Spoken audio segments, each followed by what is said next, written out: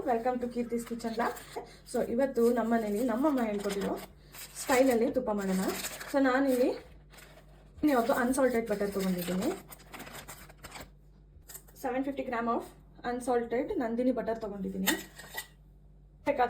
ಬೆಣ್ಣೆ ಕರಗಿಸೋದು ಪಾತ್ರೆ ಏನಿದೆ ಅದನ್ನು ಸ್ವಲ್ಪ ತಿಕ್ಕಾಗಿರೋದು ತೊಗೊಳ್ಳಿ, ನೀವು ತುಂಬ ತಿನ್ನಾಗಿರೋದು ತೊಗೋಬೇಡಿ. ಬಟರ್ನ ಮೆಲ್ಟ್ ಮಾಡೋಕ್ಕೆ ಇಟ್ಕೊಳ್ಳೋಣ. ಅದು ಮೆಲ್ಟ್ ಆದಮೇಲೆ ಇಂಗ್ರೀಡಿಯೆಂಟ್ಸ್ನ ನಾನು ರೆಡಿ ಮಾಡಿ ಆಲ್ರೆಡಿ ಇಟ್ಕೊಂಡಿದ್ದೀನಿ.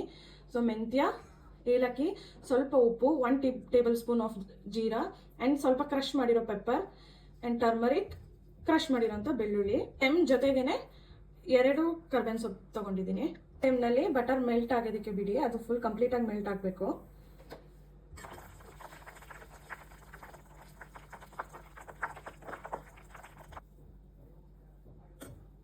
ಇಲ್ಲಿ ಸ್ವಲ್ಪ ದೊಡ್ಡದೇ ತಗೊಳ್ಳಿ, ಬಿಕಾಸ್ ಅದು ಸ್ವಲ್ಪ ಲೈಟಾಗಿ ಉಕ್ಕುತ್ತೆ ಅಂತ ನೋಡಿ ತಗೊಳ್ಳಿ. ಎಲ್ಲ ಕಂಪ್ಲೀಟಾಗಿ ಮೆಲ್ಟ್ ಆಗಿದೆ. ಮೆಲ್ಟ್ ಆಗಿದೆ ಅಂದಾಗ ನೀವು ಎಲ್ಲ ಇಂಗ್ರೀಡಿಯೆಂಟ್ಸು ಒಟ್ಟಿಗೆ ಹಾಕೊಳ್ಳಿ.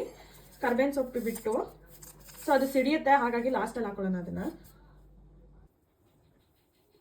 ಎಲ್ಲ ಹಾಕಿದ್ಮೇಲೆ ಬಾಯ್ಲ್ ಮಾಡಕ್ಕೆ ಬಿಡಿ. ಅಲ್ಲಿ ಕಡಿಮೆ ಆಗೋ ತನಕ ಅದನ್ನು ಬಾಯ್ಲ್ ಮಾಡಕ್ಕೆ ಬಿಡಿ. ಹಾಗಂತ ಜಾಸ್ತಿನೂ ಬಾಯ್ಲ್ ಮಾಡಬೇಡಿ, ಬಿಕಾಸ್ ನಿಮಗೆ ಅದು ಬೇಗ ಸೀದೋಗುತ್ತೆ. ಅವಾಗವಾಗ ನೋಡ್ಕೊತಾ ಇರಿ, ಅದು ಏನಾದರೂ ಬ್ಲ್ಯಾಕಿಶ್ ಏನಾದರೂ ಆಗ್ತಾ ಇದೆ ಕೆಳಗಡೆ ಅಂತ. ಜಸ್ಟ್ ಈ ಥರ ನೊರೆ ಎಲ್ಲ ಈ ಥರ ಮಾಡಿಕೊಂಡು ನೋಡ್ತಾ ಇರಿ. ಅದು ಜಸ್ಟ್ ಬಾಯ್ಲ್ ಆಗ್ತಿರುತ್ತೆ ನೀವು ಹಾಕಿರೋ ಇಂಗ್ರೀಡಿಯೆಂಟ್ಸ್ ಎಲ್ಲನೂ ಒಳಗಡೆ ಹಾಕ್ದಾಗ.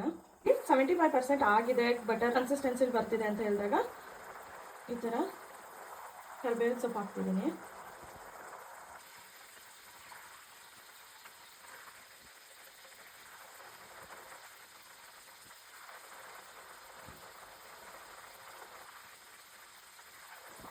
ಪದೇ ಪದೇ ಸ್ಪೂನ್ ಹಾಕೋದು ಹಾಗೆಲ್ಲ ಮಾಡಬೇಡಿ. ಅದು ಮೆಲ್ಟ್ ಆಗೋ ತನಕನೂ ಹಾಗೆ ಬಿಡಿ. ಕಂಪ್ಲೀಟಾಗಿ ಬಟರ್ ಎಲ್ಲ ಮೆಲ್ಟ್ ಆಗಿ ನಾವು ಹಾಕಿರೋ ಇಂಗ್ರೀಡಿಯೆಂಟ್ಸ್ ಎಲ್ಲ ಅದಕ್ಕೆ ಎಲ್ಲ ಬಾಯ್ಲ್ ಆಗೋ ತನಕ ಹಾಗೆ ಬಿಡಿ. ಅದು ಮಧ್ಯ ಸ್ಪೂನ್ ಹಾಕಿ ಕೈ ಹಾಕಿ ಎಲ್ಲ ಮಾಡಬೇಡಿ.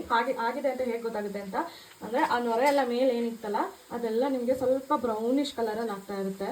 ಸೊ ಆ ಥರ ಆಗಿ ಅದು ಕೆಳಗಡೆ ಹೋಗುತ್ತೆ. ಅದು ಹಾಗೆ ಆ ನೊರೆ ಎಲ್ಲ ಕಂಪ್ಲೀಟಾಗಿ ಹೊಟ್ಟೋಗಿರುತ್ತೆ. ಲಾಸ್ಟಲ್ಲಿ ಮುಗೀತು ಅನ್ನೋ ಟೈಮಲ್ಲಿ ಒಂದು ವಿಲ್ಲದಲ್ಲೇ ಹಾಕ್ಕೊಳ್ಳಿ. ಈ ಥರ ಸ್ವಲ್ಪ ಸಿಡಿಯುತ್ತೆ.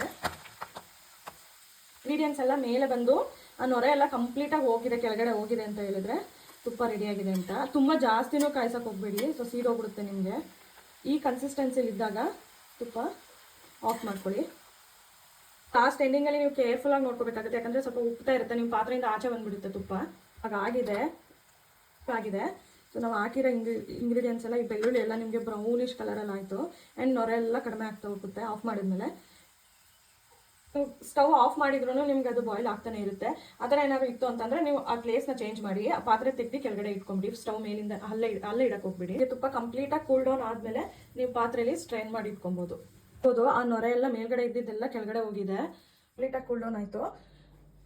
ತುಂಬ ತಣ್ಣಗಾಗೋದೇನಿಲ್ಲ, ಸ್ವಲ್ಪ ವಾರ್ಮ್ ಆಗಿದ್ದಾಗಲೇ ಈ ಥರ ಒಂದು ಪಾತ್ರೆ ತೊಗೊಂಡು ಆ ಪಾತ್ರೆಯಲ್ಲಿ ಯಾವುದೇ ವಾಟರ್ ಕಂಟೆಂಟ್ ಇರಬಾರ್ದು. ಸೊ ಈ ಥರ ಕ್ಲೀನಾಗಿರಬೇಕು.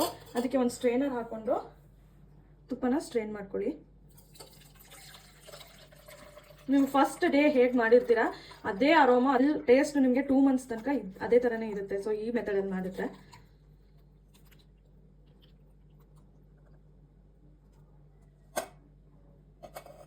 ಸೊ ನೀವು ನೋಡ್ಬೋದು ನಾವು ಹಾಕಿರೋ ಇಂಗ್ರೀಡಿಯೆಂಟ್ಸ್, ಆಮೇಲೆ ಅದು ನೊರೆ ಎಲ್ಲ ನಿಮಗೆ ಬ್ಲ್ಯಾಕಿಶ್ ಆಗಿ ಈ ಥರ ಆಗಬೇಕು. ಈ ಥರ ಆದಾಗ ಕಂಪ್ಲೀಟ್ಲಿ ನಿಮ್ಗೆ ತುಪ್ಪ ಕರೆಕ್ಟಾಗಿದೆ ಅಂತ ಅರ್ಥ.